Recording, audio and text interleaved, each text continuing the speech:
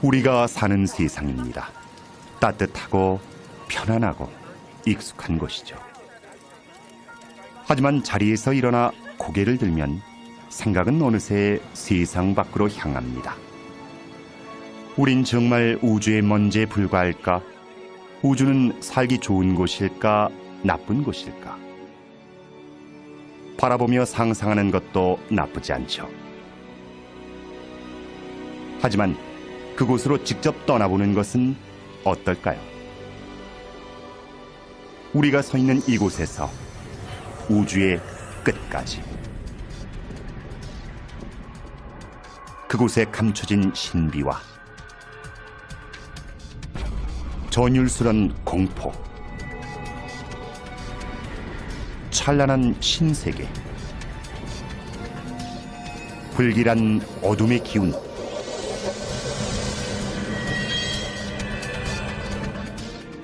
시간의 시작, 세상의 종말. 끝까지 갈 자신이 있으십니까? 아니면 포기하시겠습니까? 선택은 여러분의 몫입니다.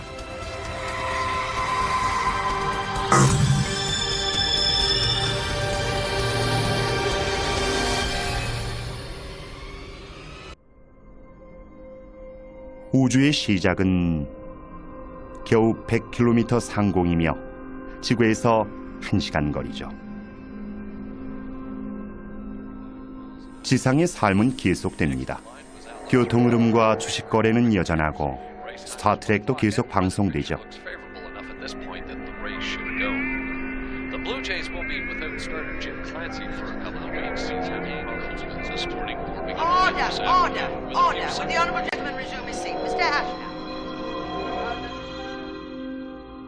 하지만 우린 떠나야 합니다.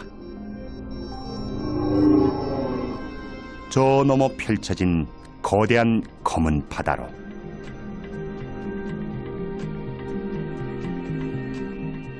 첫 발을 담글 곳은 지구에서 그리 멀지 않은 곳,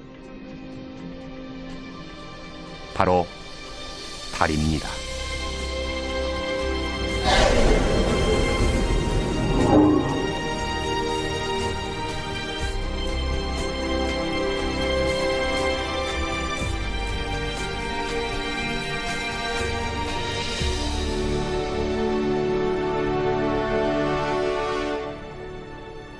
이곳에 다녀간 우주인은 수십 명, 그중 12명이 달에 발을 디뎠죠.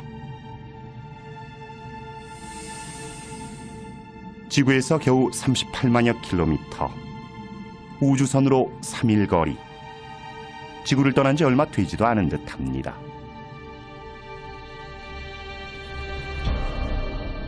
지구가 내다보이는 익숙하고 안전한 곳,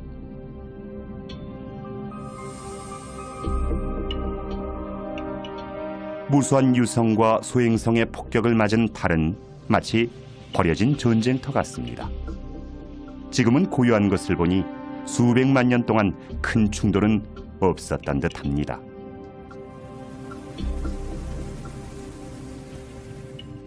아폴로 11호 달 착륙선을 보니 옛 생각이 납니다. 닐 암스트롱이 남긴 최초의 발자국, 흔적을 지울 공기가 없어 갓 찍힌 것처럼 선명합니다. 수백만 년이 지나도, 어쩌면 인류가 사라진 뒤에도 그대로일 것입니다.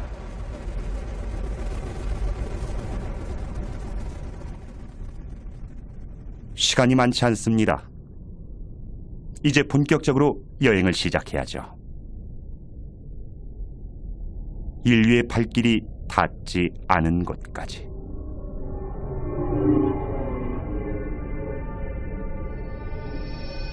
어둠 속에 친근한 모습이 보입니다. 사랑의 여신 비너스, 바로 금성입니다. 샛별 또는 개밥바라기, 때론 동쪽에서 새날을 맞이하고 때론 서쪽에서 하루를 마감하는 별. 이 별을 뒤덮은 황색 구름은 햇빛을 반사합니다. 금성이 태양계의 가장 밝은 행성인 이유죠. 금성은 크기도 중력도 지구와 거의 같은 우리의 형제별입니다. 위험은 없을 것입니다. 그런데 금성 탐사선 비너스 익스프레스가 조사한 바에 따르면 이 눈부신 구름은 강한 황산이며 행성 대기는 이산화탄소로 가득하다고 합니다. 명백한 경고입니다.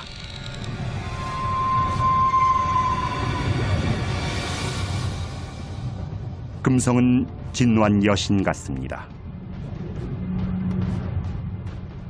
숨 막히는 대기, 살인적인 기압, 섭씨 500도에 육박하는 뜨거운 대지. 더 있다가는 질식하거나 으스러지거나 문드러지거나 타버릴 것입니다.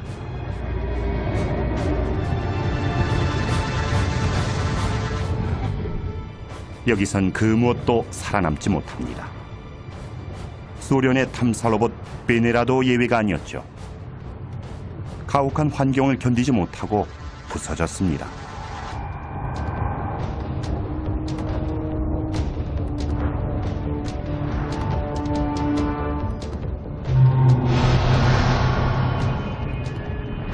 지구에서는 그토록 아름답던 여신의 실체는 섬뜩했습니다.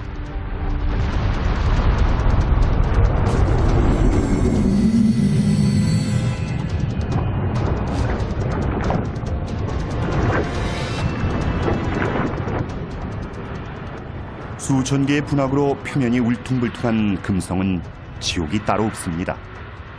대기의 주성분인 이산화탄소가 태양열을 가두는 바람에 온난화가 걷잡을 수 없이 진행된 상태입니다. 어쩌면 금성도 형제별 지구처럼 평온한 별이었을지도 모릅니다. 그것이 사실이라면 이것이 우리 별의 미래는 아닐까요?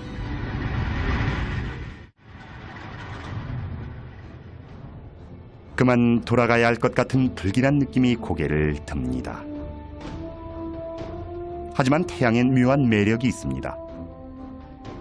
두려워 감히 쳐다볼 수 없지만 거부할 수 없는 힘으로 우리를 유혹하는 메두사처럼 우린 불 속으로 날아드는 나방입니다. 거대한 태양에 그을린 초란 별, 수성입니다. 태양에 너무 다가간 별은 이렇게 됩니다. 기온이 극과 극을 오가죠.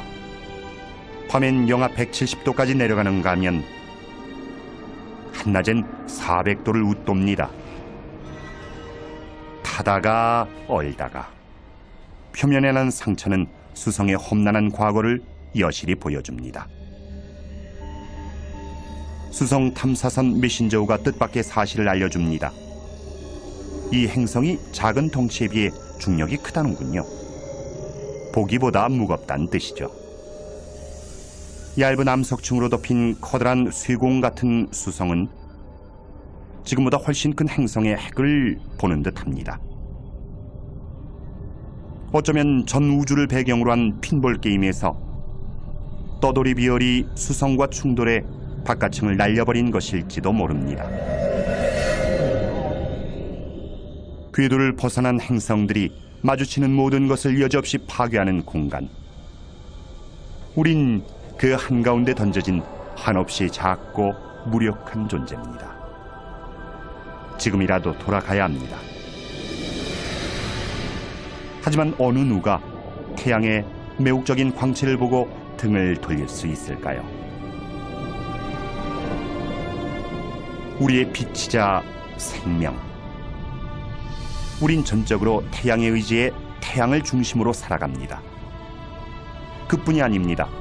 태양은 전차를 타고 하늘을 달리는 그리스 신 헬리우스며 매일 아침 부활하는 이집트 신 라며 스톤헨지에서 떠오르는 하지의 태양입니다. 지난 수백만 년 동안 태양은 신의 얼굴에 가장 가까운 존재였습니다. 지구에서 1억 5천만 킬로미터, 비행기로 20년 거리. 태양이 꺼진다 해도 우린 8분 뒤에야 그 사실을 알 만큼 까마득한 거리입니다. 태양은 지구 100만 개를 합친 것보다 큽니다.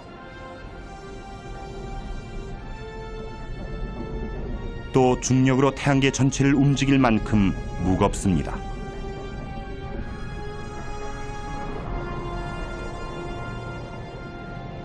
하지만 실물이 있는데 숫자가 무슨 소용일까요?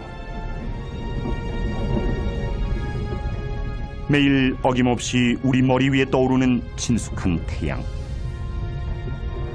가까이 보니 너무나 낯선 모습입니다.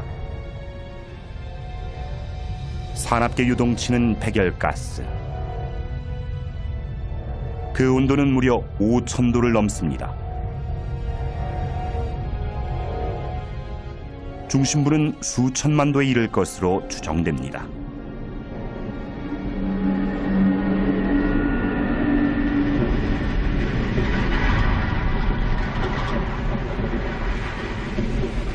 이 뜨거운 온도는 핵 반응을 일으키며 초당 수백만 톤에 달하는 물질을 에너지로 바꿉니다. 인류가 생산한 총 에너지보다 많죠. 지구에서 보고 느끼는 빛과 열이 바로 이 에너지입니다. 하지만 가까이에서 본 느낌은 사뭇 다릅니다. 전기와 자기의 작용이 아주 활발하죠. 홍염이라고 하는 고리 모양의 거대한 백열가스에서 방출되는 것입니다. 홍염 한 개는 화산 1000만 개보다 많은 에너지를 내뿜으며 그 안에 지구를 통과시켜도 수만 킬로미터의 여유가 남을 만큼 거대합니다.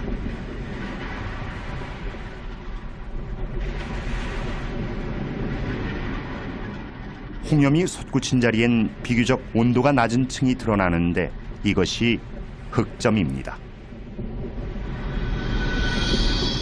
주변 온도보다 조금 낮은 탓에 검어 보이지만 지구에 있는 어떤 물질보다 뜨거우며 크기도 어마어마합니다.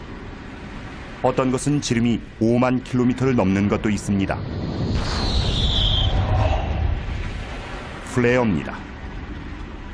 전날 뛴 고온의 가스가 분출하면서 강한 방사선을 내뿜는 현상이죠.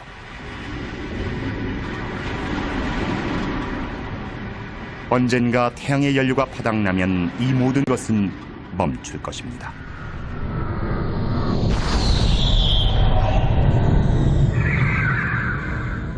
태양이 죽으면 지구의 운명도 끝입니다.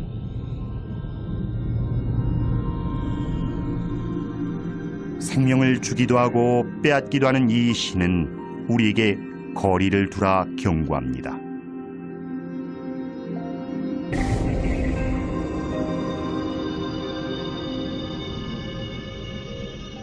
길 잃은 혜성이 너무 가까이 왔군요. 태양열을 받아 증발하면서 수백만 킬로미터나 되는 긴 꼬리를 만들고 있습니다.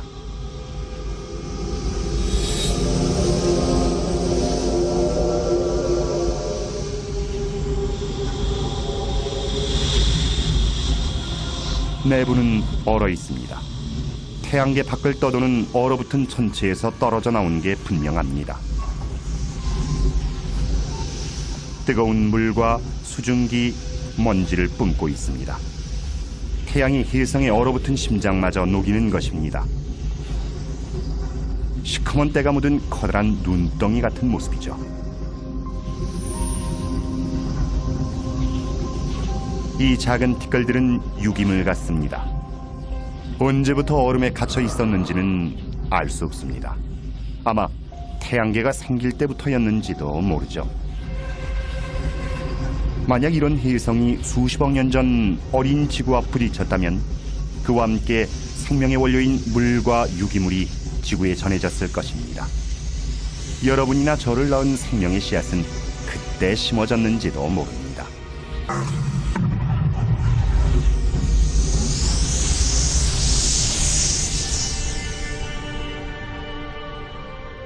이것이 지금 지구에 떨어진다면 어떨까요? 혜성이나 소행성 충돌로 멸종된 공룡을 생각해 보십시오.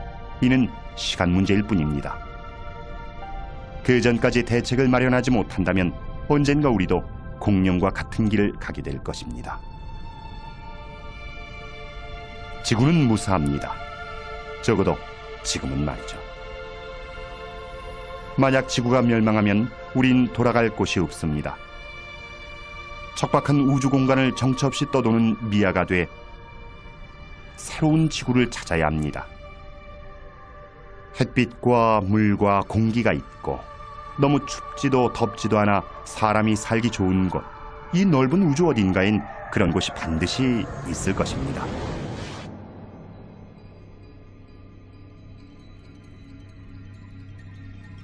붉은 행성,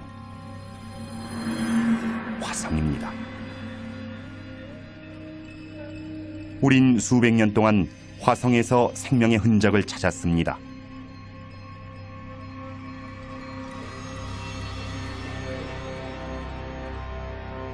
이곳 어딘가 외계 생명체가 있을지도 모릅니다.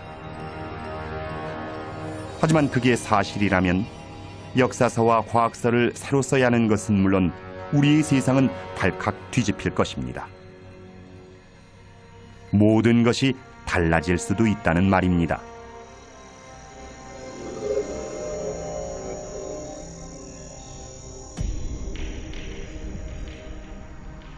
화성만큼 우리의 상상을 자극하는 행성도 없습니다. 공상과학 영화나 만화에도 화성인이 단골로 등장하죠. 물론 모두 지어낸 얘기지만 이곳에 정말 뭔가 살고 있지는 않을까요? 하지만 이곳은 이미 죽은 별입니다. 생명을 지탱해줄 모든 활동은 이미 수억 년 전에 멈춘 상태. 지금의 화성은 거대한 붉은 화석에 불과합니다.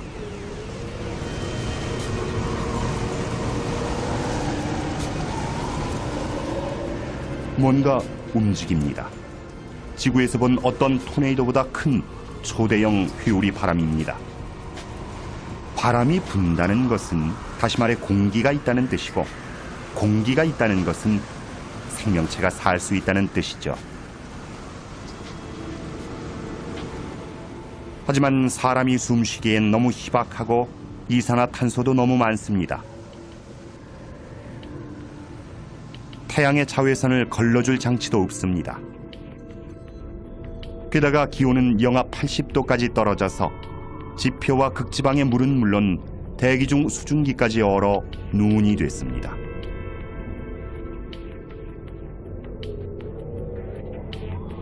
생명이 살 것 같지 않은 곳이지만 지구엔 극심한 더위와 추위를 견디는 생물이 있고 가장 깊은 바다 속에도 생명이 살아갑니다. 생명이 바이러스처럼 적응하고 번식하는 존재라면 지금 우린 생명 바이러스를 우주에 퍼뜨리고 있는 것일지도 모릅니다. 생명은 아무리 혹독한 조건에서도 살 길을 찾곤 합니다. 하지만 이곳은 죽은 별, 토양의 광물질 등의 영양분을 공급할 지질 활동이 전혀 없고 얼어붙은 물을 녹일 열도 없으며 보이는 것이라곤 짙게 깔린 먼지 구름뿐입니다.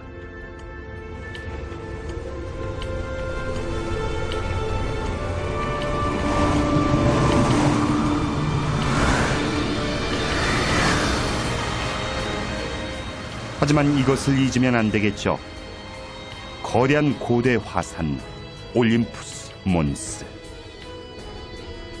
에베레스트 산보다 무려 3배나 높고 스페인 땅을 거의 다 덮을 정도로 넓은 산입니다. 1970년대에 발견된 이후 사화산으로 알려졌죠.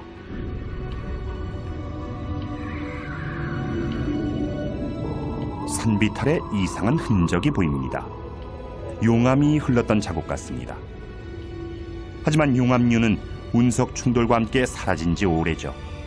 물론 이 화산이 정말 죽었다면 말입니다. 그게 아니라면 지금도 이 밑에 마그마가 있을지도 모릅니다. 그렇다면 얘기가 달라지죠. 화산 활동은 땅속에 얼어붙은 물을 녹이고 광물질과 영양소를 순환시킵니다. 생존에 필요한 조건이 마련되는 것이죠.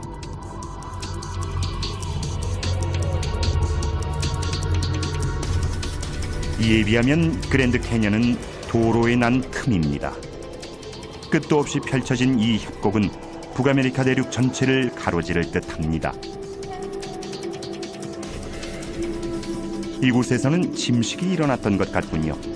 협곡 바닥엔 강이 마른 듯한 흔적도 보입니다. 화산 활동으로 녹아내린 땅속 얼음이 이 거대한 협곡을 따라 흘렀는지도 모르죠. 이런 활동은 지금도 얼음을 녹일 수 있고 물을 만들 수 있습니다. 물이 있는 곳이라면 생물도 살 수 있죠. 이곳에 물이 흐른다면 살아있는 생물이 있을 가능성도 있습니다. 적막한 풍경 사이로 움직이는 것은 미국의 탐사 로봇 오퍼튜니티호입니다. 이 황량한 벌판이 먼 옛날 생명체가 살던 호수나 바다였다는 증거를 찾고 있는 것이죠.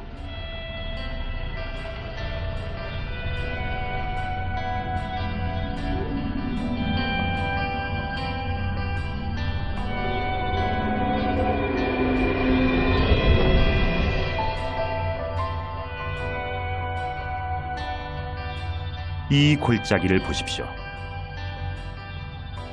화성 탐사선은 이 위를 지나갈 때마다 새로운 골짜기를 발견합니다. 화성이 생동하고 있다는 또 다른 증거죠. 골짜기를 만드는 것이 이 밑에 흐르는 물이라면 그 물에 생명체가 살 수도 있다는 뜻이니까요.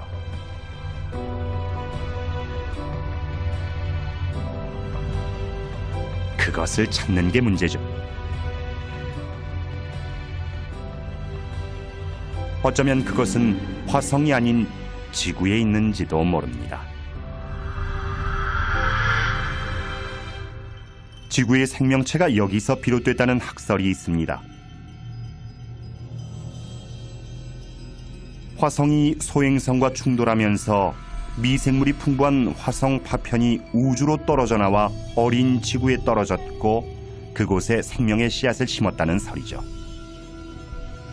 우리가 화성에 이토록 이끌리는 것도 인류의 고향이기 때문은 아닐까요? 그렇다면 우린 모두 화성인인 셈입니다.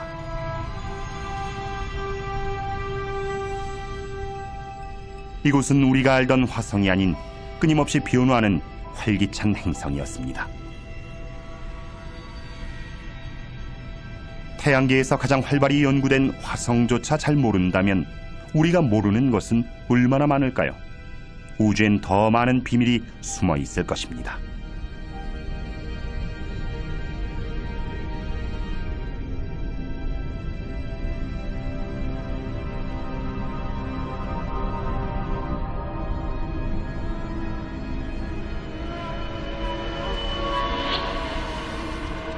점점 겁이 납니다.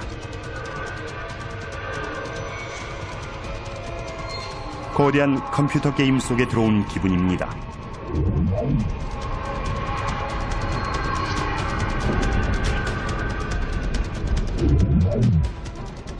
하지만 너무 생생합니다. 지름이 수백 킬로미터에 달하는 소행성도 있습니다. 이것은 길이 30km쯤 되겠군요. 그런데 위에 뭔가 있습니다. 우주 탐사선입니다. 시속 8만 킬로미터로 움직이는 소행성의 내리기란 쉽지 않은 일이죠.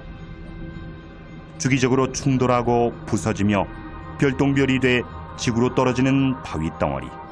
이것을 연구하려면 많은 노력이 필요합니다. 신비한 상징, 초자연적 징조, 그뿐이 아닙니다. 이런 바위 덩어리가 모여 우리가 사는 것 같은 행성이 됐다고 하니까요.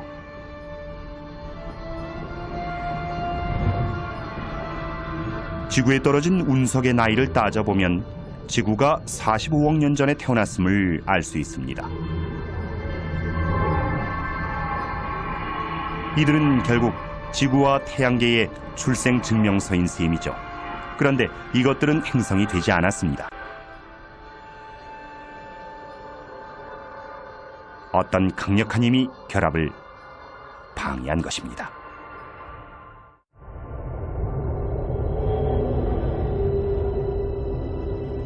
목성, 덩치 좀 보십시오. 지구보다 1000배 이상 클 듯합니다.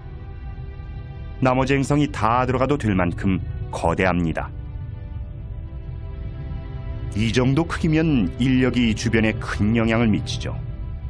그래서 소행성들이 행성이 못 되는 것입니다. 보십시오. 미용이 넘칩니다. 하지만 가까이 들여다보면 꼭 그렇지만도 않습니다.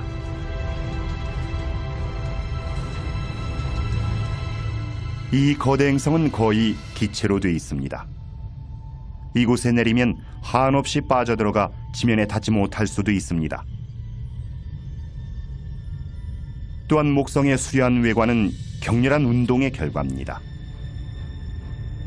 행성이 맹렬한 속도로 자전하면서 시속 수백 킬로미터의 바람을 일으키고 이것이 줄무늬와 소용돌이, 회오리 구름을 만들어내는 것이죠. 그리고 이것은 그 유명한 목성의 대적점, 태양계에서 가장 크고 사나운 폭풍이죠. 지구의 3배가 넘는 큰 폭풍이 300년 이상 몰아치고 있는 것입니다. 휘몰아치는 이 구름은 뇌우를 일으킵니다. 지구에 치는 번개보다 10,000배나 강력한 것이죠.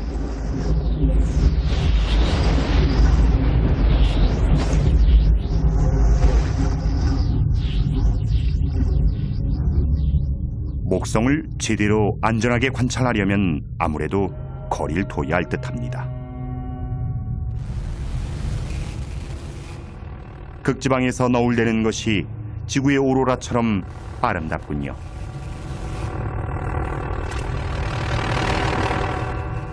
그런데 가이거 계수기가 미친 듯이 돌아갑니다. 목성의 강한 자기장에 이끌린 살인적인 방사선이 만들어낸 오로라인 모양이죠. 이제야 알겠습니다. 이곳이 우리의 예상과는 전혀 다른 세계라는 것을. 우주는 모순과 속임수와 함정으로 가득한 곳이란 것을. 일단 안전한 곳을 찾아야 합니다. 잠시 내려앉아 숨을 돌릴 곳 말입니다. 알록달록한 위성 이오는 어떨까요?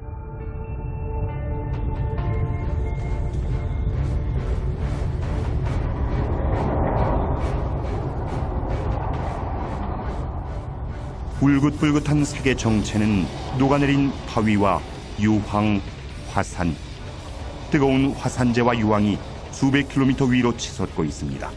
안전하긴커녕 태양에 버금가는 위험천만한 곳입니다.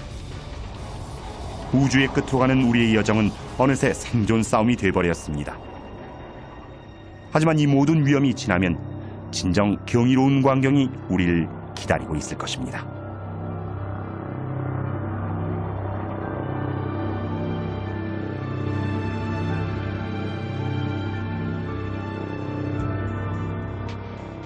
지구에서 6억 5천만 킬로미터의 거리. 기이하게 생긴 곳입니다. 그런데 왠지 낯이 있군요.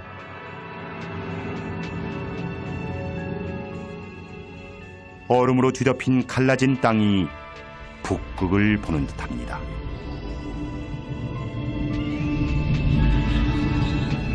유로파입니다. 지구의 북극처럼 이 얼음도 물에 떠 있는 것은 아닐까요? 액체 상태로 말입니다.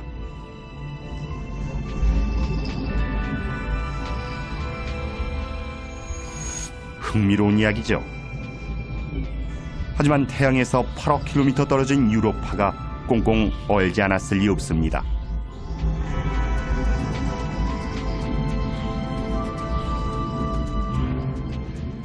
그러나 목성의 중력이 땅속 깊이 마찰을 일으켜 유로파가 완전히 얼어붙지 않았다면 이 두꺼운 얼음 아래 생명이 자라고 있을지도 모릅니다. 만약 이 안에 미생물과 갑각류, 오징어들이 사는 거대한 생태계가 있다면 우린 이 얼음층을 사이에 두고 외계의 생명체와 마주하고 있는 것입니다. 하지만 우주선을 보내 얼음을 뚫지 않는 한 유로파는 태양계 불가 사이로 남아있을 것입니다.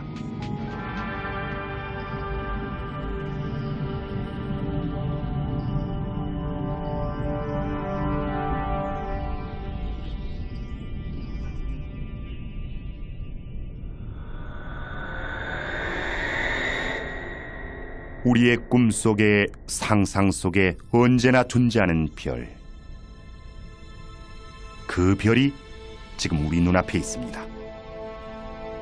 태양계 행성 중 가장 아름다운 보석, 토성. 우린 이것을 보려고 이 험한 길을 달려왔나 봅니다. 토성엔 신비한 무언가가 있습니다. 거대한 기체 덩어리인 토성은 물에 뜰 정도로 가볍습니다. 토성의 고리는 지구에서 달의 거리만큼 넓게 퍼져 있지만 두께는 몇백 미터에 불과합니다. 토성 탐사선 카시니호에 희미한 전파가 잡힙니다. 토성의 극지방 오로라에서 나오는 듯합니다. 이것이야말로 별의 노래 아닐까요? 카시니호의 조사에 따르면 이 고리는 토성의 중력에 부서진 위성의 잔해일 것이라고 합니다. 이 다시 없는 장관은 파멸의 흔적이었습니다.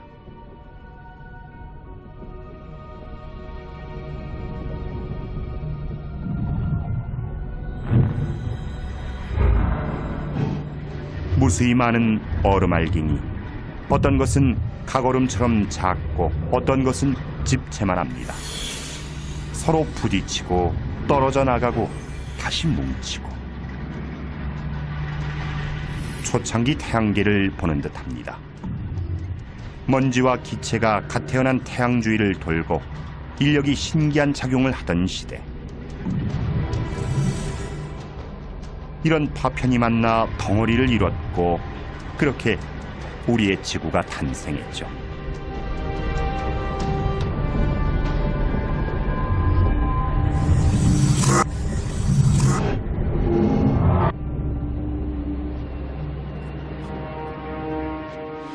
토성의 아름다운 자태에 넋을 놓고 있을 수만은 없습니다. 이제 그만 눈을 돌려야 합니다. 아직도 갈 길이 멀고 배울 것도 많으니까요. 그런데 눈앞에 보이는 가장 큰 물체가 발길을 붙잡습니다.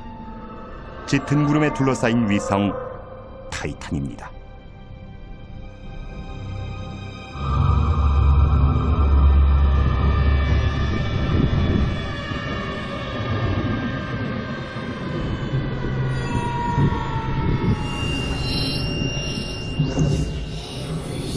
이곳엔 대기가 있는 것 같군요. 바람과 비, 계절까지 있습니다. 강과 호수, 바다도 보입니다. 지금까지 본 천체 중 지구와 가장 비슷합니다. 토성에 머물지 않길 잘했다는 생각이 드는군요. 그런데 이것은 물이 아니라 액체 천연가스입니다. 지구 전체의 석유와 가스 매장량의 수백 배는 될 것으로 추정됩니다. 가져갈 수만 있다면 지구의 모든 도시와 자동차가 수천 년 동안 쓸 수 있는 양이죠. 어쩌면 먼 훗날 이곳에 정착한 지구인들이 쓰게 될지도 모르겠군요. 타이탄이 주인 없는 별이라면 말이죠. 그것을 알아보고자 카시니호의 위성 탐사선 하위 헌스가 타이탄에 착륙했습니다. 그리고 토양에서 유기물의 존재를 확인했죠. 하지만 이곳의 기온은 영하 180도. 생명체가 되기엔 불가능한 조건입니다. 타이탄이 더워진다면 모르지만요. 태양은 점점 뜨거워질 것입니다. 그렇게 되면 수십억 년 전 지구에서 그랬듯 이곳에도 수많은 생명이 싹틀 것입니다. 지구가 너무 뜨거워지면 우린 타이탄에 정착할지도 모릅니다. 그때는 이 머나먼 별이 인류의 고향이 되겠죠.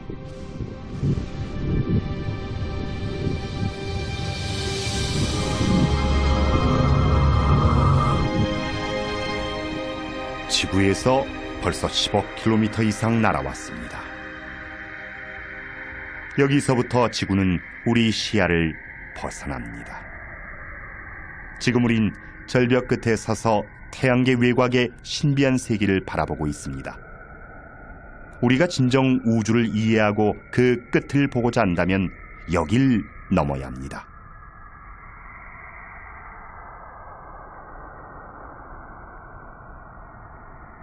지구에선 보이지 않아 미지의 영역으로 남아있던 곳. 이곳은 태양계의 변두리입니다. 깊은 바다로 뛰어드는 기분입니다.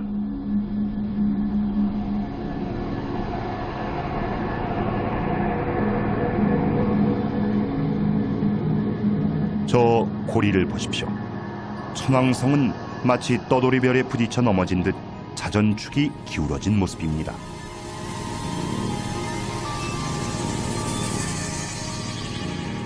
불안이 엄습합니다. 벌써 자신이 없어지고 쓸쓸하기만 합니다. 우주의 끝에 가도 이런 기분이 들 것만 같습니다. 하지만 이제 겨우 물가를 벗어났을 뿐입니다. 지구를 콩만하게 줄인다면 아직 2km도 못 간 것이죠.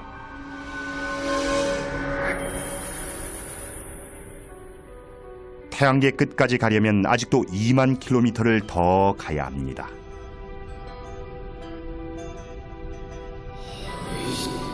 어둠 속에서 낯선 얼굴이 고개를 듭니다. 바다의 신 해왕성입니다. 메탄가스로 둘러싸인 거대 행성이죠. 이것은 지구 크기만한 폭풍입니다. 시속 1500km의 무시무시한 바람이죠. 지구에서처럼 태양이 바람을 일으키기에 해왕성은 너무 멉니다. 이런 바람이 부는 데는 다른 이유가 있겠지만 그것은 아무도 모릅니다. 태양계는 생각보다 거대했고 우리의 지식은 너무나 보잘것없었습니다.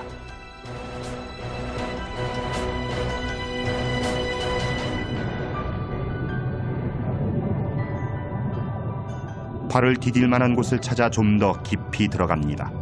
드디어 가스덩어리가 아닌 단단한 위성을 찾았습니다. 트리톤입니다. 단단하긴 한데 불안해 보입니다. 간헐천입니다. 수상한 검댕을 뿜어내는 우주 굴뚝이죠. 이 위성은 해왕성의 자전 방향과 반대로 공전합니다. 이 성난 위성은 결코 이길 수 없는 별들의 힘겨루기라 할 수 있죠. 해왕성은 엄청난 중력으로 트리톤을 잡아당겨 속도를 늦추고 있습니다.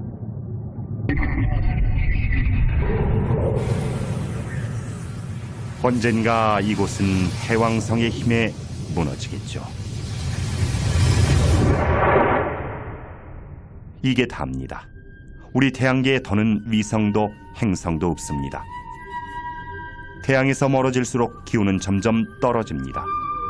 우리를 잡아끌던 인력도 약해져 갑니다. 그런데 보십시오. 텅 빈 공간이 아니라 얼어붙은 바위 천지입니다. 얼음성도 있습니다. 명왕성이군요. 얼마 전까지 명왕성은 외톨이 별이고 그 뒤엔 아무것도 없는 줄 알았습니다. 그런데 아니었죠. 천체는 더 있었습니다. 발견된 지 얼마 안 돼 이름도 정해지지 않았습니다. 플루티노, 얼음난쟁이, 휴비원조. 하지만 뭐라고 부르든 뜻하는 바는 한 가지입니다. 태양계가 우리 생각처럼 단순하지 않다는 것이죠. 지구에서 130억여 킬로미터, 태양 주변을 도는 천체 중 현재까지 관측된 가장 먼 천체, 2003년에 발견된 작은 얼음성 세드나. 공전 주기는 만년, 태양과의 거리는 최대 1300억 킬로미터입니다. 잠깐, 여기 또 뭔가 있습니다. 지구에서 160억 킬로미터를 날아온 우주 탐사선 보이저 1호입니다. 이 알루미늄 덩어리와 안테나가 아니었다면 우린 거대 행성들의 모습과 그 위성의 존재를 알지 못했겠죠. 이것은 총알보다 20배나 빠르게 이동하며 지구에 자료를 보냅니다.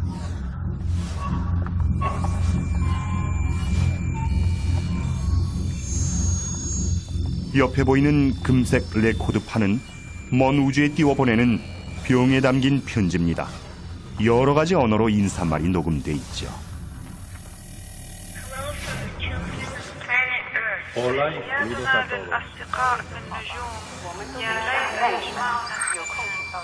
우리 태양계의 위치를 담은 지도도 있습니다. 하지만 정글에서 소리치는 격은 아닐까요?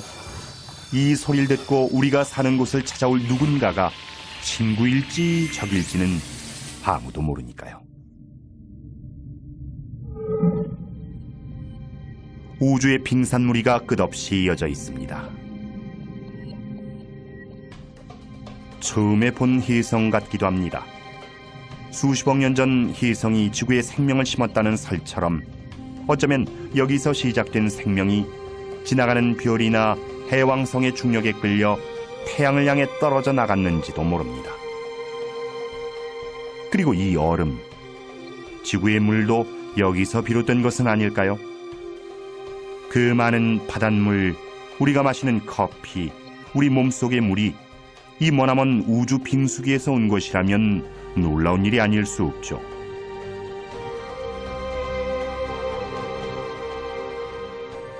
지구에서 800만의 100만 배인 8조 킬로미터 거리. 하지만 이제 걸음을 뗀 것에 불과합니다. 우린 앞으로 몇 조 킬로미터를 더 가야 하니까요. 돌아보는 것은 여기까지. 이제 더 먼 곳으로 나갈 때입니다. 저 앞에 펼쳐진 드넓은 우주, 선간 공간으로.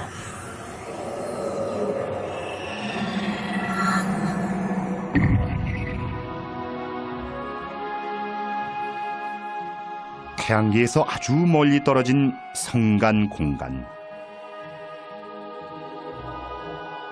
황홀한 풍경입니다. 태양을 닮은 별도 무수히 많고 행성과 위성을 거느린 별도 많습니다.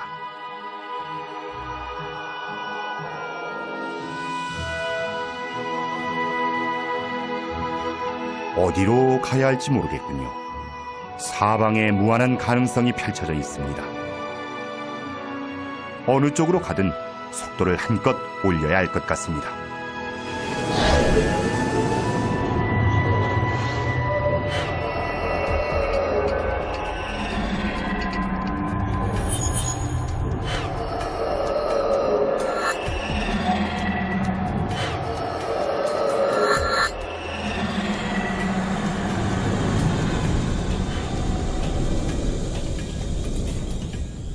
지구에서 40조 킬로미터, 우주선으로 15만 년 거리. 하지만 이제 겨우 이웃 태양계에 왔을 뿐입니다. 알파 킨타우리. 별이 하나가 아니라 3개입니다. 3별이 서로의 주위를 돌며 대치하는 형상이죠. 인력으로 서로를 끌어당기는 한편 무서운 속도로 공전하며 달아나려 합니다.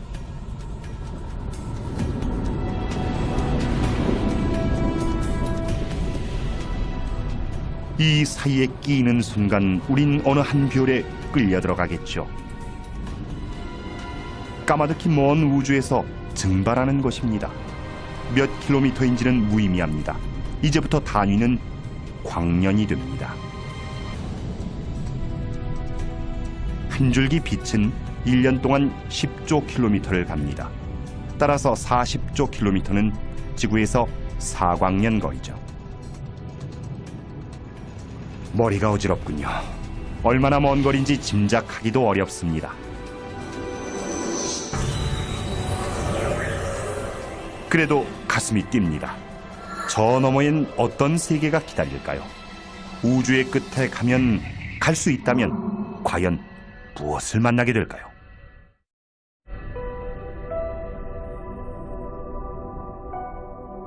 지구에서 10광년 떨어진 별 엡실론 에리다니. 먼지와 얼음으로 된 고리가 장관입니다. 지금도 저곳 어딘가에서 얼음과 바위 덩어리로 된 행성이 태어나고 있겠죠.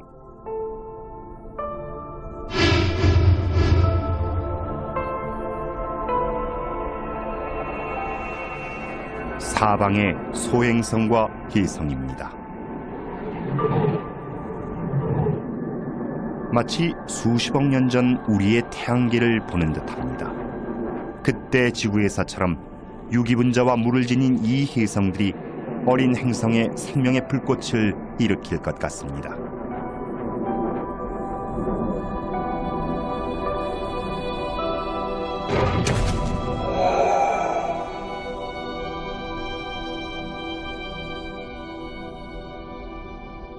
이 모든 것의 중심에 있는 별은 우리의 태양보다 작습니다.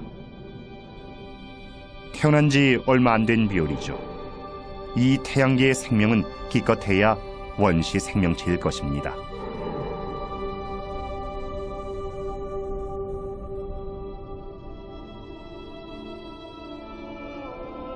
어딘가 더 성숙하고 진화된 태양계가 있겠지만 그것을 찾는 일은 건불밭에서 바늘 찾기일 것입니다.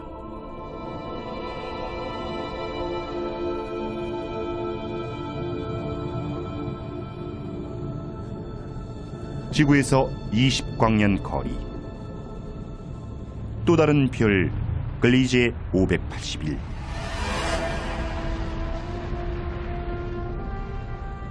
우리의 태양과 비슷한 나이입니다.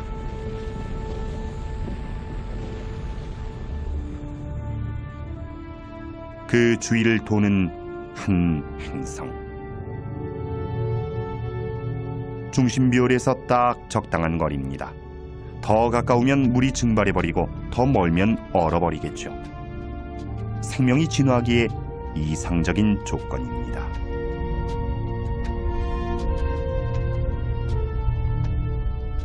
만약 혜성이 이 행성과 충돌해 물과 유기물을 퍼뜨렸다면 이곳에도 우리처럼 복잡한 생명체가 발생했을 수 있고 우리와 같은 문명 세계를 이루었을 수도 있습니다.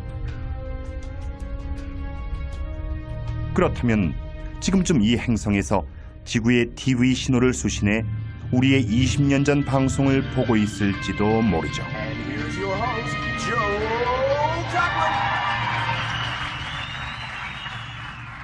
하지만 우리의 후손이 이렇게 먼 곳과 교신하는 법을 알아내기 전까지 사실을 확인할 길은 없습니다.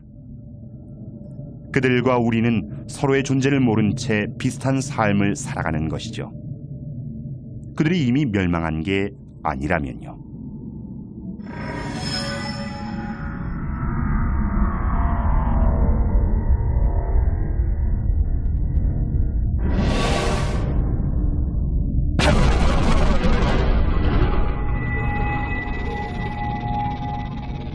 혜성의 문제는 이겁니다. 창조도 하지만 파괴도 한다는 것. 6,500만 년 전 공룡이 남기고 간 교훈이 그것이죠. 이런 게 바로 건물밭의 바늘입니다. 우리 태양계처럼 인간이 살 수 있는 가장 가까운 태양계. 하지만 이는 우연일 뿐이죠. 우주엔 이런 태양계가 수십, 수백만 개일 수도 있고 없을 수도 있으니까요.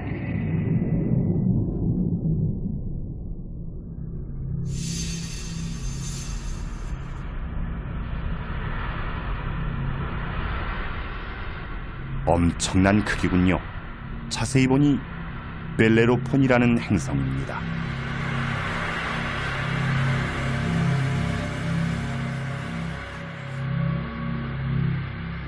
발견된 것이 신기할 정도로 중심별에 가까이 있습니다.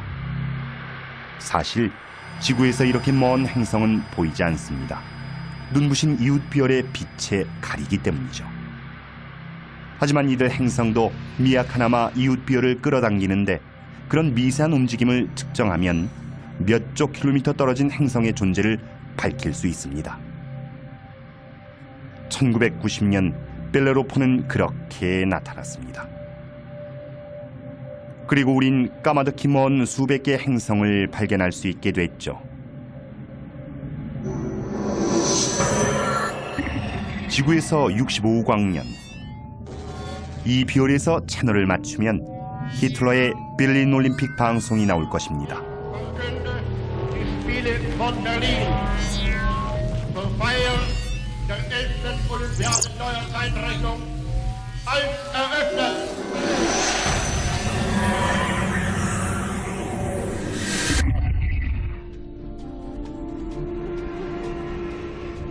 쌍둥이 별, 악마의 별 알고리입니다. 불길한 변화 때문에 옛날 사람들이 두려워하던 별이죠. 두 별이 겹칠 때마다 지구에선 별이 깜빡이는 것처럼 보입니다. 가까이 보면 더 이상합니다. 한 별이 다른 별의 인력권 안으로 팽창해 점점 끌려 들어가고 있습니다. 지구에서 100광년 가까이 떨어진 곳, 여기서 귀를 기울이면 최초의 라디오 방송이 희미하게 들립니다.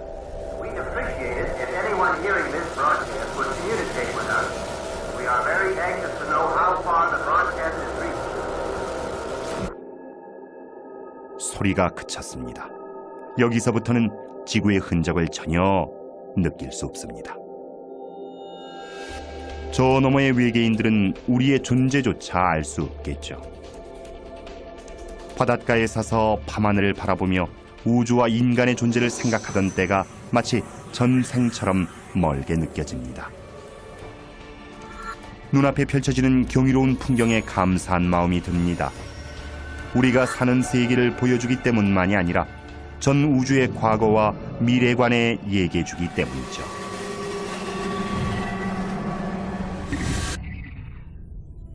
은하수가 펼쳐져 있는 우리 은하계, 별 하나하나가 이야기책인 거대한 천체 도서관이죠. 우리가 책장을 넘겨주길 기다리는 듯합니다. 고대 그리스의 신 아틀라스의 딸들인 7잠의 별, 하늘을 어깨에 짊어지게 된 아버지를 위로하려 별이 됐다는 전설이죠.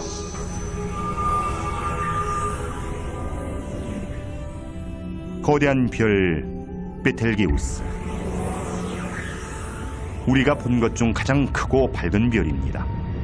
우리의 태양보다 적어도 600배는 커 보입니다.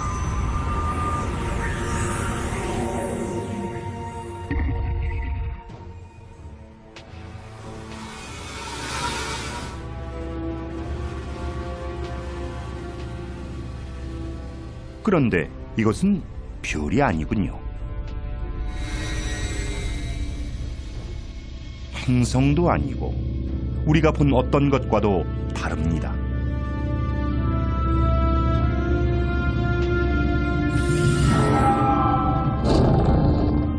지구에서 1300광년 이상 떨어진 흐릿한 유령 같은 천체, 오리온자리 암흑성운입니다. 앞이 안 보이는 자욱한 먼지와 가스에 둘러싸여 사방이 가로막힌 느낌입니다. 더 깊이 들어가자 둥근 빛이 나타납니다. 이 빛에 끌려 들어간 먼지와 기체는 점점 뜨거워지고 결국 불타는 가스 덩어리에 녹아듭니다.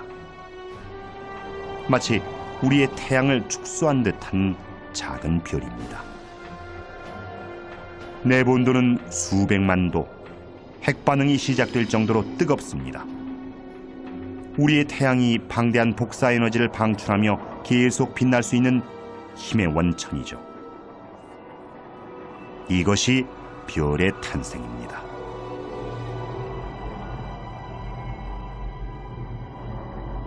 한계가 아닙니다.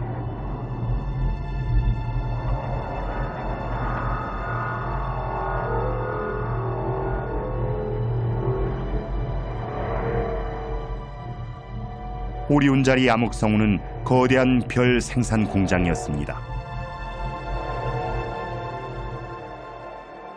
우주의 미래가 시작되는 현장이죠.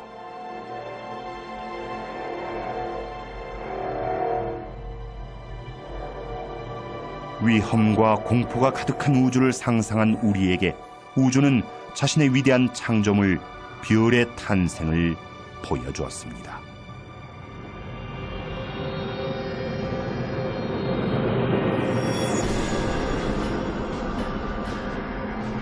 안심하긴 이른 걸까요?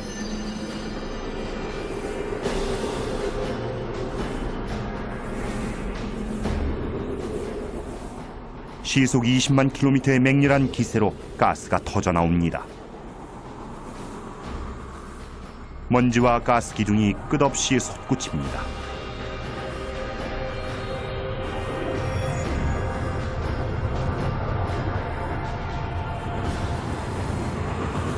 무시무시한 장면입니다. 그런데 결과를 보니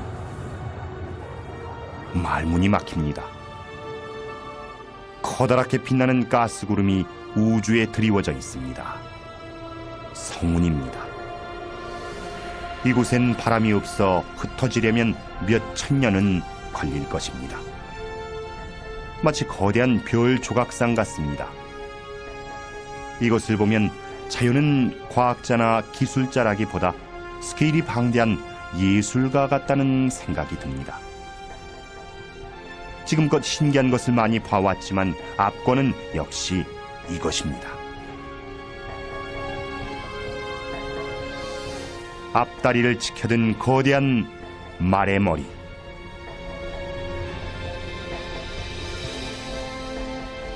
별이 태어나고 자라고 그 다음엔 어떻게 될까요? 죽을까요? 조용히 사그라질까요? 아니면 펑 하고 사라질까요?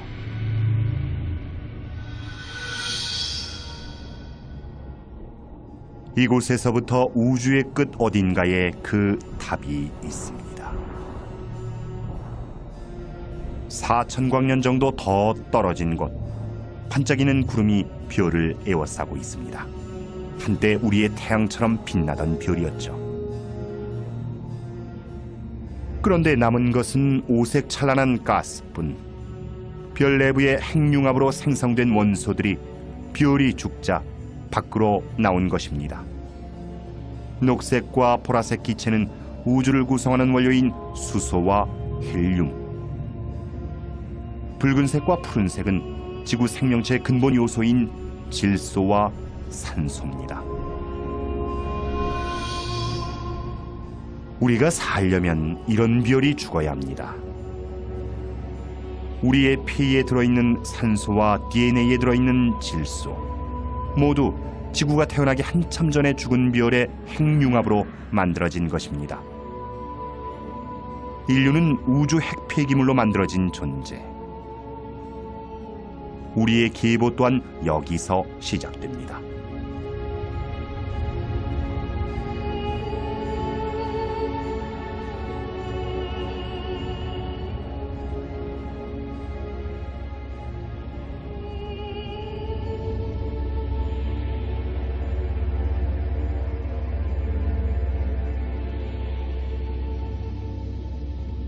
이 중심에 있는 것은 앙상한 별,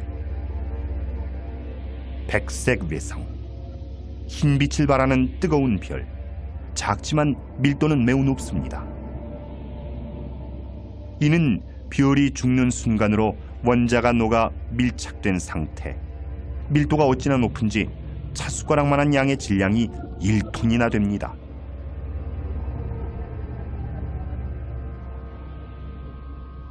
이는 태양의 쓸쓸한 운명을 보여줍니다. 지금으로부터 60억 년 뒤 태양은 백색 외성이 됩니다. 태양의 죽음은 곧 지구의 종말을 의미하죠. 지금까지 얼마나 많은 세상이 뜨고 졌을지, 얼마나 많은 별의 역사가 묻혀버렸을지 문득 궁금해집니다.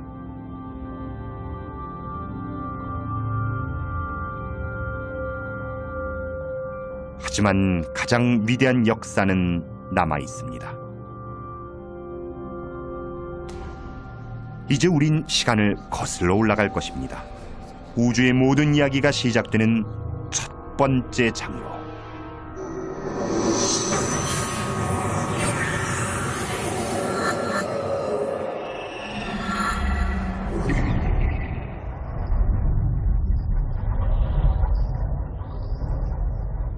죽은 별의 잔해가 흩어져 있습니다.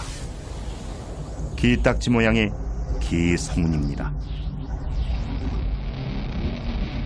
지구에서 6,000광년 떨어진 별들의 무덤 한가운데죠.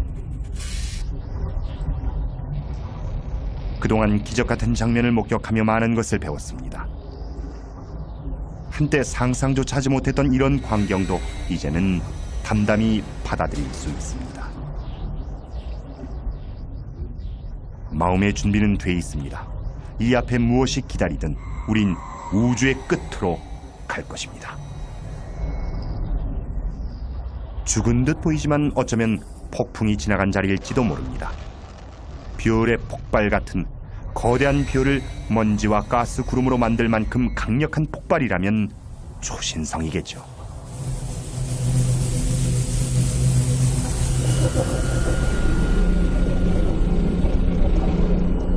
폭풍의 눈입니다. 맥동하며 자전하는 별 펄서.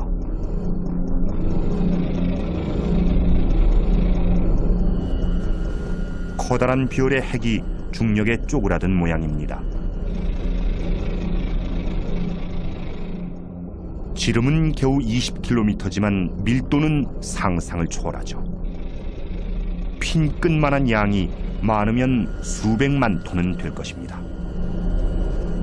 피겨스케이팅 선수가 제자리에서 돌면서 팔을 안으로 모으듯 이 별도 부피가 줄수록 회전이 빨라집니다. 양쪽으로 내쏘는 광선, 에너지, 방사선, 초당 30회의 고속 회전, 거대한 먼지와 가스 구름. 펄서가 내뿜는 방사선의 양은 태양보다 많습니다.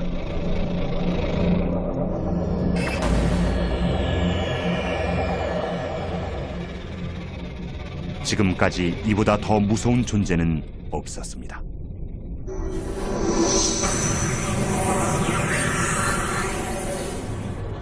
처음에 봤다면 겁에 질렸겠죠. 하지만 이제는 압니다. 모험 없이는 기적도 없다는 것을. 악몽을 두려워하면 꿈꿀 수 없다는 것을.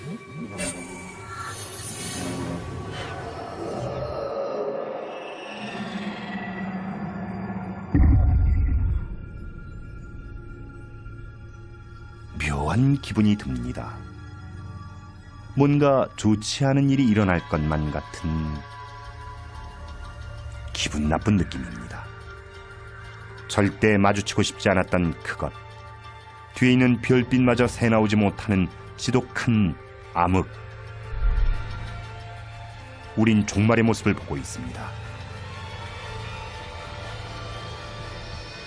거대한 별의 시체. 블랙홀입니다.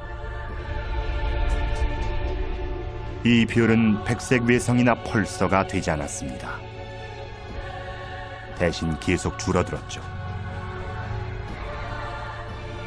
수축을 거듭한 끝에 지름은 겨우 몇 킬로미터로 줄었습니다.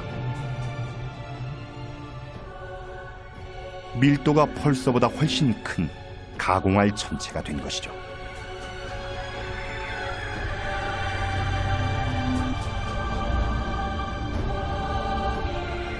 너무 가까이 가면 다시는 돌아오지 못합니다. 왜 블랙홀인지 알겠군요. 그 중력이 너무 강해 빛조차 빠져나오지 못합니다. 단단한 바위 덩어리인 소행성도 블랙홀의 구멍에 빨려 들어가면서 점점 늘어나고 있습니다. 이 안에 우리가 아는 물질은 존재하지 않습니다. 시간도 공간도 없으며 모든 물리학 법칙마저 무시되죠.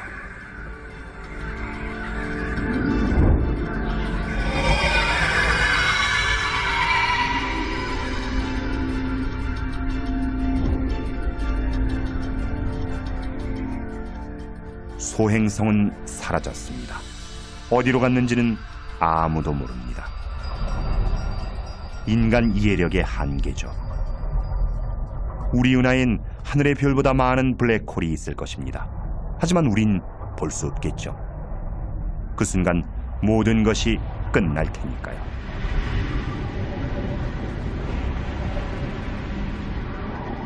끝이 보이지 않는 나락으로 서서히 사라져가는 이 별처럼.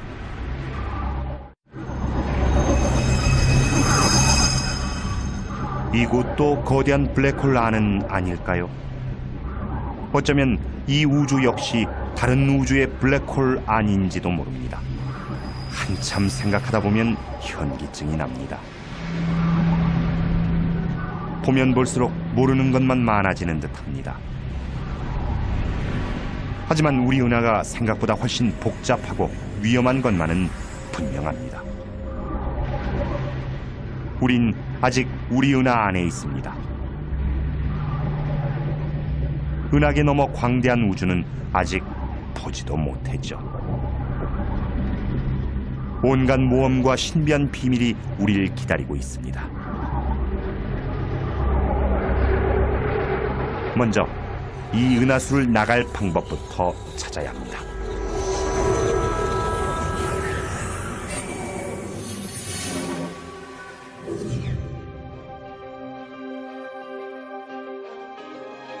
지구에서 7,000광년 떨어진 곳. 하지만 아직 우리 은하 아닙니다.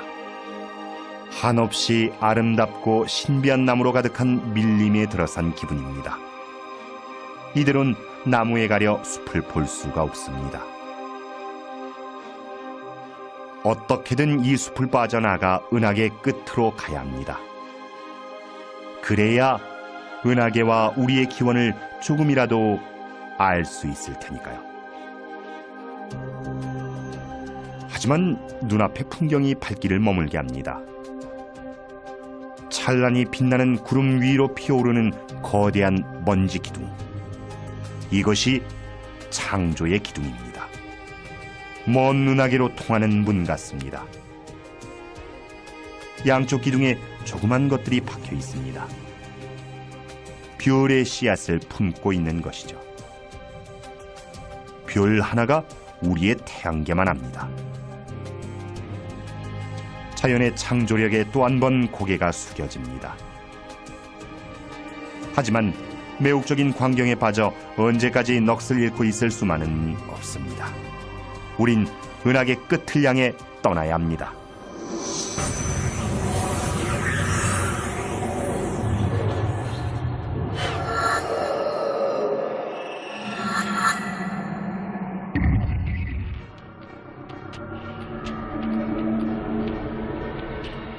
은하계의 황홀한 풍경에 눈이 멀어 그 무서움을 잊고 우주의 지뢰밭에 들어오고 말았습니다.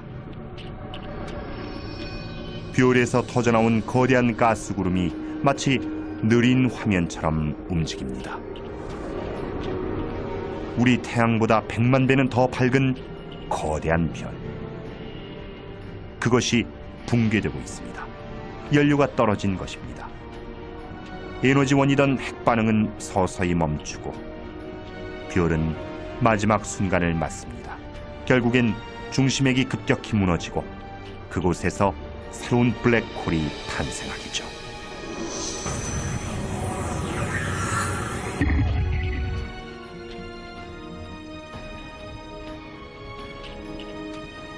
이 별은 그보다 더 크고 굉장히 불안정합니다. 곧 폭발할 것 같습니다. 이렇게 큰 별이 죽으면 초신성보다 100배는 강한 폭발이 일어나죠. 그것이 우주에서 가장 성대한 별의 최후, 극초신성 폭발입니다.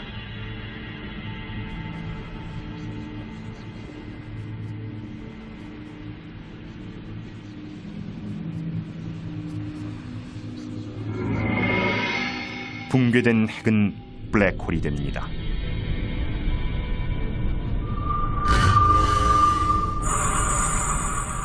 별 전체를 관통하는 충격파에 바깥층이 우주 공간으로 터져나갑니다.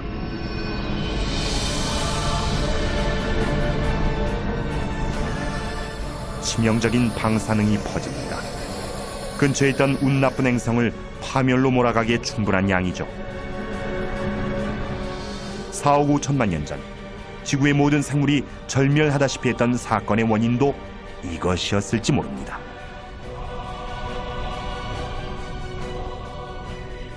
죽음의 극초신성, 얼어붙은 혜성, 타버린 행성, 백색 외성, 적색 거성, 지구. 거대한 빛의 연못 속의 작은 물방울. 그것이 우리의 은하계입니다. 우리 별은 어디일까요? 여기 답이 있습니다.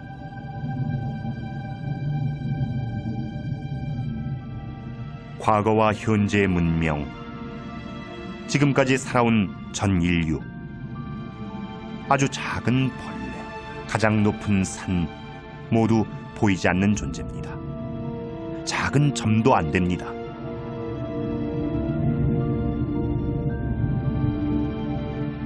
우리 지구는 보잘것없는 별을 도는 작은 행성입니다. 지금 당장 없어진다 한들 티도 안 날 것입니다. 하지만 지금까지 본 곳들은 우리가 살고 싶은 곳도 살 수 있는 곳도 아니었습니다. 지구에서 멀리 떨어진 지금에야 그 가치를 알 것 같습니다.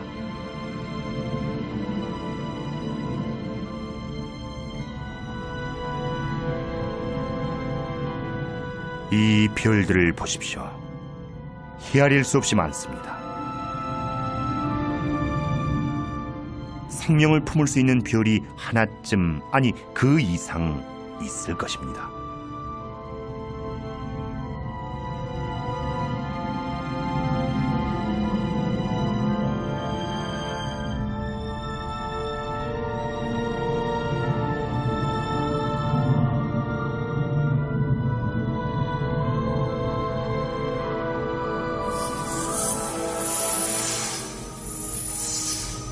별이 촘촘히 모인 이 대성단이 그곳인지도 모르죠. 1970년대 천문학자들은 우리 DNA의 세부 구조와 태양계 지도가 담긴 메시지를 이쪽으로 보냈습니다. 하지만 이렇게 먼 곳까지 그 메시지가 닿으려면 적어도 25,000년은 걸립니다. 우리가 아직 외계 생명체를 보지 못했다고 해서 우주에 다른 생명이 없다고 단정할 수는 없습니다. 발달된 외계 문명의 수를 추산할 수 있는 방정식이 있습니다. 계산 결과 놀라운 결과가 나왔죠. 우리 은하에만 수백만 개의 문명이 존재할 수 있다는 것이었습니다.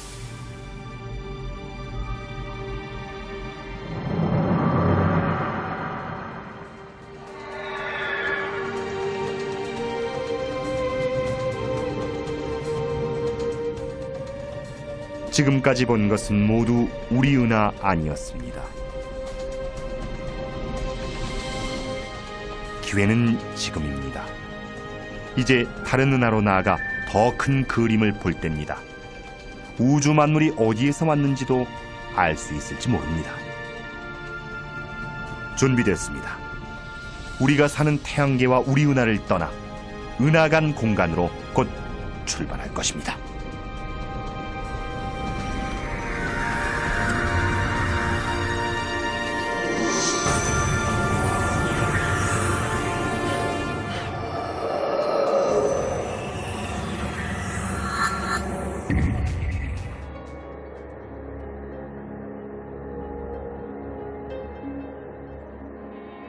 은하계 너머, 은하 사이의 광활한 공간을 지나 우린 드디어 은하간 공간에 무사히 진입했습니다.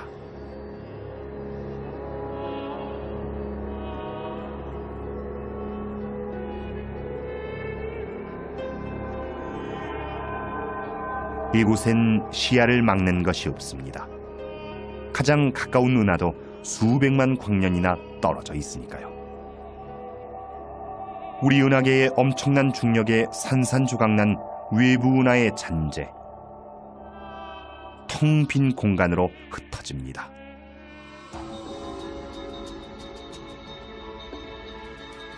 이곳은 우주에서 가장 완벽한 진공에 가까운 상태지만 정말 아무것도 없는 것은 아닙니다. 기체가 희미하게 남아있고 먼지도 엷게 흩어져 있습니다. 그뿐이 아닙니다. 암흑물질도 있습니다. 우린 볼 수도 느낄 수도 맛볼 수도 만질 수도 계량할 수도 없는 불가사의한 물질이죠. 하지만 우주 구성 성분의 90% 이상을 차지할 만큼 흔한 것입니다. 암흑물질이 정말 존재한다면 세상에 빈 공간이란 없으며 이것 또한 물질로 둘러싸여 있다는 뜻이 됩니다. 그 존재를 증명하는 것은 이 물질이 은하에 미치는 힘입니다. 이것이 그 예죠. 대마젤란운.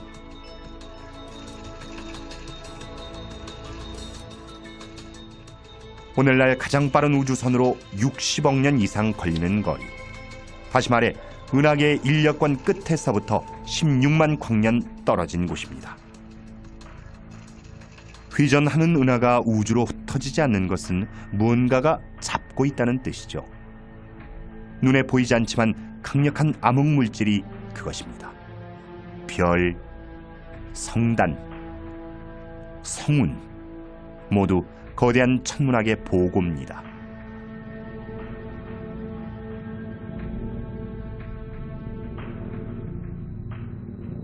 이것은 꼭 반짝이는 진주 목걸이 같습니다.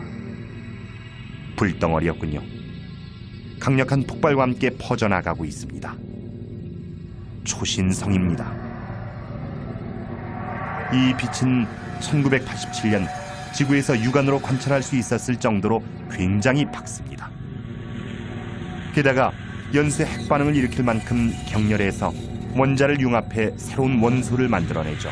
그렇게 생겨난 금, 은, 백금 등의 물질은 우주로 튕겨나갑니다.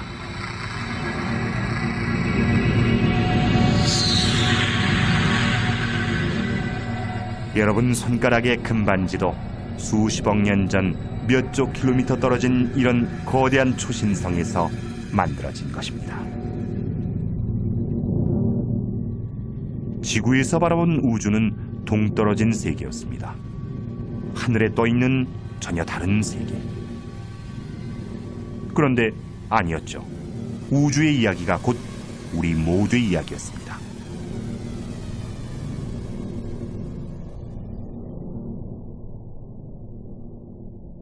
그렇게 생각하니 막막한 바다에서도 용기가 납니다. 우린 계속 나아갑니다. 더 멀리, 더 빨리.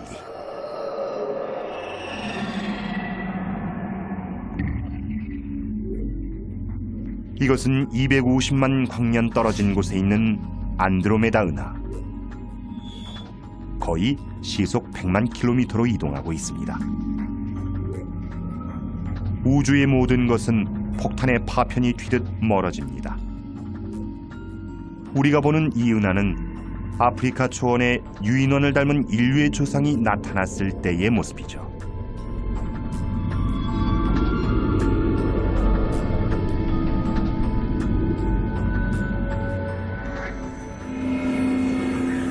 시간을 거슬러 올라가 좀 더 먼 곳으로 갑니다. 뭔가 이상합니다. 은하 전체가 폭발하고 있습니다. 이 정도 대규모 폭발을 일으킬 수 있는 것은 다른 은하밖에 없습니다. 세상의 종말 같습니다. 하지만 여태 본 것으로 보아 그리 단순할 리 없습니다. 이 은하는 죽는 게 아닙니다. 새로운 별과 함께 새로운 모습으로 다시 태어나는 것이죠.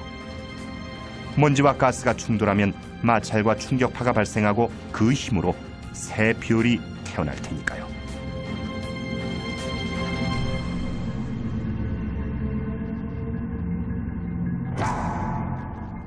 혼돈 속에도 질서가 있고 무한한 변화에도 패턴이 있습니다. 탄생과 죽음, 창조와 파괴라는 끝없는 순환이 그것이죠. 이들 은하는 이 드넓은 우주의 기본 패턴에 따라 움직이는 것입니다. 우주엔 수십억 개의 은하가 있고 그 안에 수백 수천억 개의 별이 있습니다. 지구에 있는 해변의 모래알을 다 합친 것보다도 많을 수 있습니다. 지금 존재하는 별만 따져도 그렇다는 얘기죠. 우주엔 이미 생을 마친 별도 있고, 막 태어나는 별도 있고, 태어날 별도 있습니다. 마침내 눈에 들어온 큰 그림은 상상했던 것보다 훨씬 컸습니다. 이 바람개비 은하는 지구에서 굉장히 먼 은하입니다. 지금 지구에서 메시지를 보내면 이곳까지 오는데 2700만 년이나 걸릴 정도죠. 우리 인류 또는 지구가 그 답신을 받을 때까지 존재하기나 할까요? 아마 아닐 것입니다.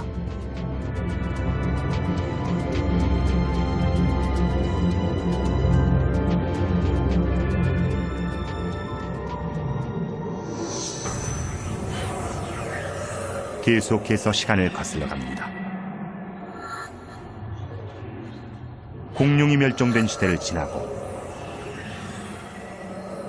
지상에 처음 생물이 나타난 순간도 지났습니다.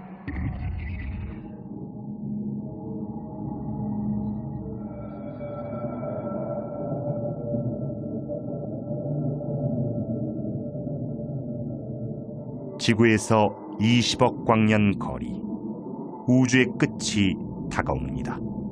시간은 거의 처음으로 돌아갑니다. 이것은 은하가 아닙니다. 은하 수백 개를 합친 것보다도 박습니다.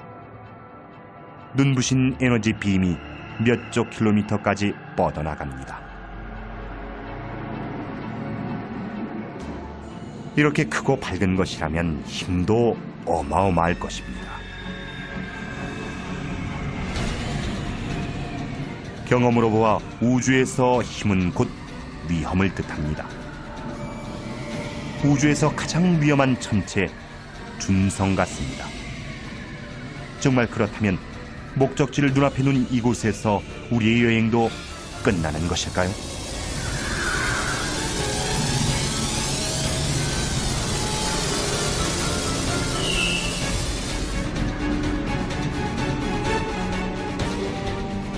우주에서 가장 강력하고 가장 치명적인 천체, 준성. 수백 개의 은하보다 밝게 빛나며 소용돌이 치는 초고온의 가스 덩어리.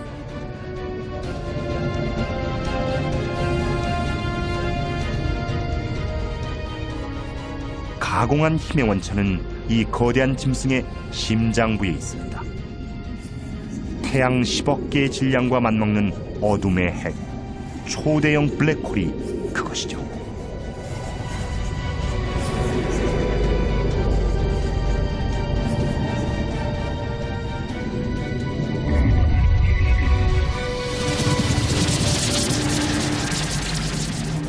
이것은 별을 통째로 산산조각 내고 그 가스를 모조리 빨아들입니다. 결국 그 별은 우주에서 영원히 자취를 감추게 됩니다.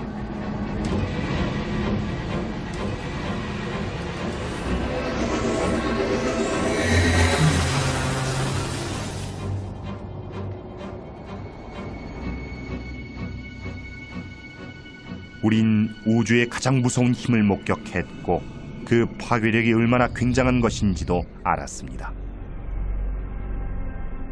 남은 곳은 우주의 끝. 이제 거의 다 왔습니다.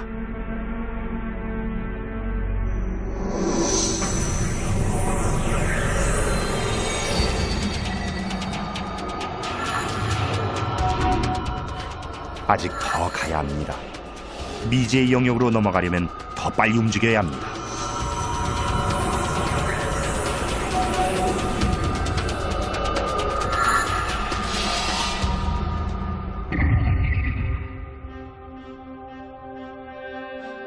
지구에서 80억 광년 떨어진 곳에도 은하가 있습니다.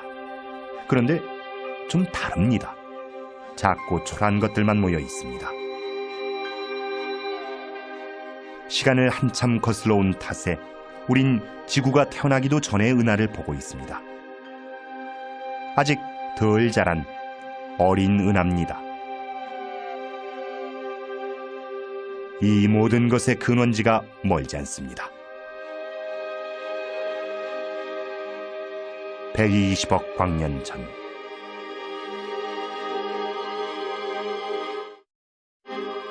이 은하들을 보십시오. 캄캄한 바닷속을 떠다니는 원시 플랑크톤 같습니다.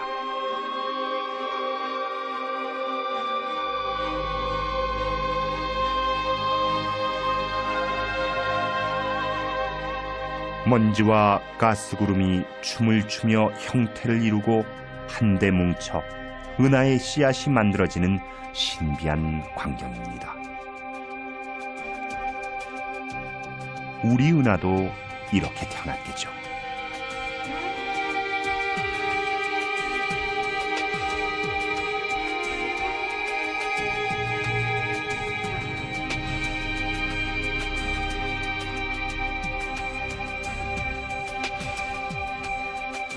은하가 사라집니다. 지금은 별조차 태어나기 전 우주의 암흑기입니다. 좀 더 시간을 거슬러 올라가니 빛이 보입니다. 우리가 아는 지금의 우주를 탄생시킨 힘, 대폭발의 잔광입니다.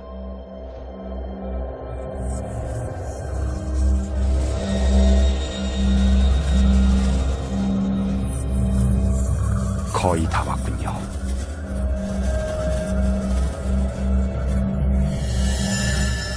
여기, 바로 이곳입니다. 우리가 찾던 우주의 끝. 지구에서 1300km 떨어진 곳, 135억 광년 전입니다.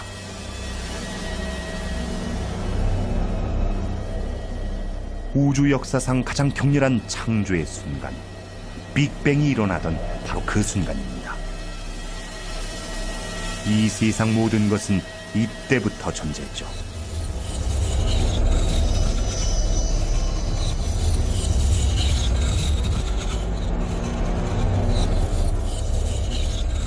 세상의 모든 종교와 문화가 이를 알고자 했습니다.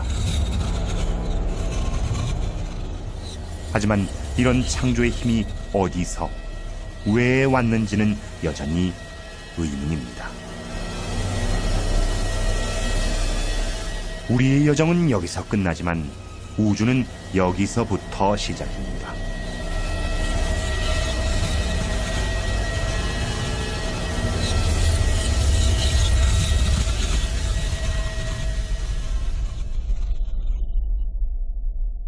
한없이 작고 뜨거운 고밀도의 점이 폭발합니다.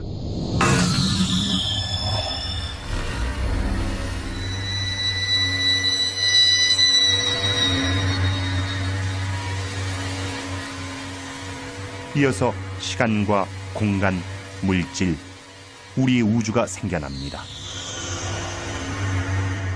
처음엔 원자보다 더 작은 입자만 하던 것이 어느 찰나인가 손바닥으로 쥘 수 있을 만큼 커집니다. 그리고 잠시 후 어느새 지구만해집니다.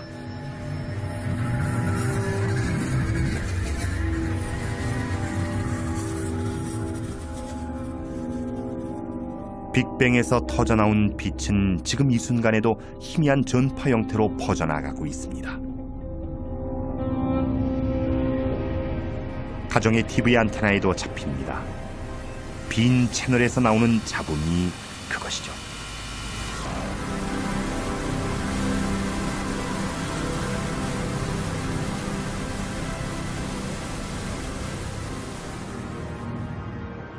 이젠 폭발의 충격파를 타고 거슬러 온 시간을 되돌아갑니다.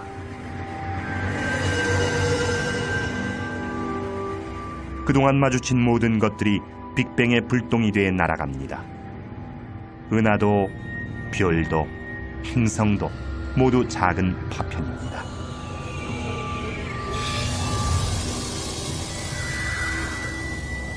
다시 우리 은하계로,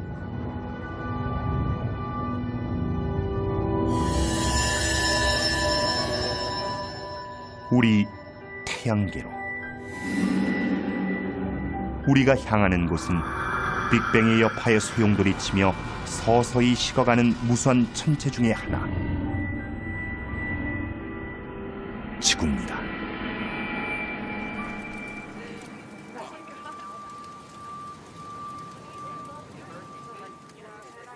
우린 과거로 거슬러 올라가 미래를 봤습니다. 30억 년 뒤, 거대한 안드로메다 은하가 우리 은하와 충돌합니다. 새 은하가 탄생합니다. 살아남은 태양과 그 행성들은 새 은하를 도는 커다란 궤도 안으로 던져집니다. 이후 태양은 적색 거성이 돼 수성과 금성을 삼켜버리고 초토화된 지구에서는 모든 생명이 자취를 감춥니다.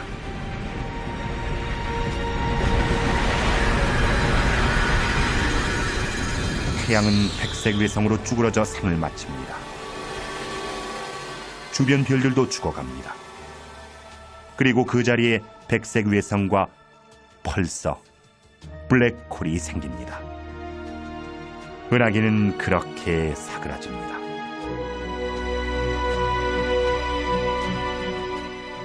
빅뱅 이후 우주는 빛을 잃으며 죽어가고 있습니다.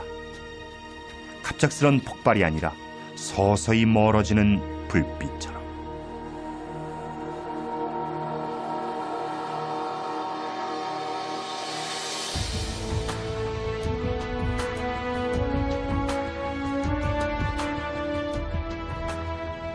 하지만 죽어가는 우주를 벗어날 길이 어딘가 있을 것입니다. 어쩌면 우리의 먼 후손은 시공을 가로지르는 웜홀을 찾아낼 수 있을지도 모릅니다. 어딘가 또 다른 우주가 있다면 우리 후손은 쇠락한 우주를 떠나 비슷한 곳을 찾아갈 것이고, 그곳에서 또 다른 젊은 지구를 만날 수 있을 겁니다. 운이 좋으면 그들은 새로운 우주에 정착해 그곳을 고향이라 부르게 될 것입니다.